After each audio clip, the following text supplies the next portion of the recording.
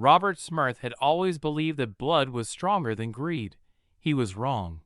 After the death of their father, Robert and his stepbrother, Anthony Smirth, inherited a vast estate, farms, houses, and several successful businesses. Their father had divided everything equally, hoping his sons would remain united. Robert, a passionate traveler, cared little for wealth. He spent most of his time exploring distant places, documenting cultures, and sharing stories from around the world. Anthony was different. Ambitious and impatient, Anthony believed that half the inheritance was not enough. He wanted everything, and greed slowly turned into something darker. One rainy evening, Anthony received a visit from men who operated in the shadows, an international organ trafficking network. They were ruthless criminals who specialized in making people disappear without leaving a trace. Anthony made them an offer. "There's a man," he said, sliding a photograph of Robert across the table. "I want him gone." The leader of the group studied the picture. "What do we get?" "Enough money to make it worth your while," Anthony replied coldly. The deal was sealed. A month later, Anthony invited Robert on what seemed like a brotherly adventure. "There's a hidden valley beyond Blackwood Pass," Anthony told him over the phone. "Father always wanted us to visit it together. We never had the chance." Touched by the invitation, Robert agreed immediately. The brothers set out early the next morning. For several hours, they traveled through winding mountain roads. Eventually, Anthony suggested they split up briefly to explore different trails. "Meet me at the old ranger cabin by sunset," Anthony said. Robert nodded and continued alone. He never realized he had walked directly into a carefully prepared trap. As he crossed a narrow section of the forest, the ground beneath him suddenly collapsed.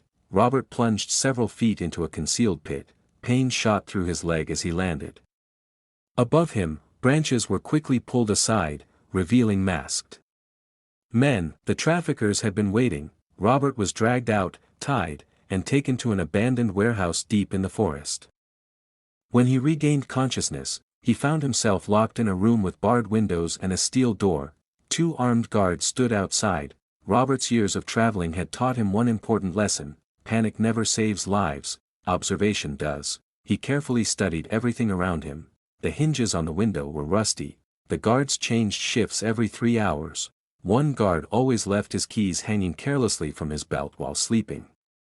Robert waited. Late that night, he pretended to be seriously ill, groaning loudly and calling for help. When one of the guards entered, irritated and distracted, Robert threw himself forward, knocking the man off balance. After a brief struggle, Robert seized the keys and locked both guards inside the room. He escaped into the darkness. But the nightmare was far from over. The traffickers pursued him through the forest. Vehicles searched the area. Flashlights swept through the trees. Robert used every survival skill he had learned during his travels. He crossed a freezing river to erase his scent. He moved only under dense cover. He built false trails to mislead his pursuers. Twice, the traffickers nearly captured him. The first time, Robert discovered trip wires connected to alarm bells hidden along a trail. He carefully disarmed them and changed direction. The second time, he stumbled upon another ambush near an abandoned bridge. Instead of crossing, he noticed fresh footprints beneath the structure. Suspecting danger, he climbed down the ravine and bypassed the trap entirely. Days passed. Exhausted and hungry, Robert eventually found refuge in a remote mountain outpost occupied by park rangers. Once safe, he contacted the authorities. At first, investigators believed Robert's story involved ordinary kidnappers. Everything changed when they examined surveillance footage from nearby roads. Anthony's vehicle had been seen entering and leaving the area multiple times. Phone records revealed repeated calls between Anthony and members of the trafficking network. Faced with overwhelming evidence, several traffickers were arrested.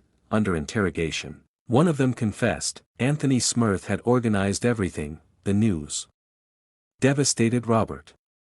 He refused to believe that his own stepbrother could betray him so completely. Anthony was arrested at his mansion 3 days later. During the trial, every detail of the conspiracy was exposed before the court. Witnesses testified, financial transactions were uncovered, recorded conversations were played. Anthony sat silently as the evidence mounted against him. For the first time, he realized what his greed had cost him. he had not only lost his freedom, he had destroyed his family. On the final day of the trial, Anthony asked to speak with Robert. With tears in his eyes, Anthony said, "I wanted everything father left behind. I convinced myself you didn't deserve it because you were always away. But the truth is, I was jealous. And now I've lost everything. I'm sorry, Robert." Robert looked at him sadly. "I would have shared anything with you. You never needed to do this."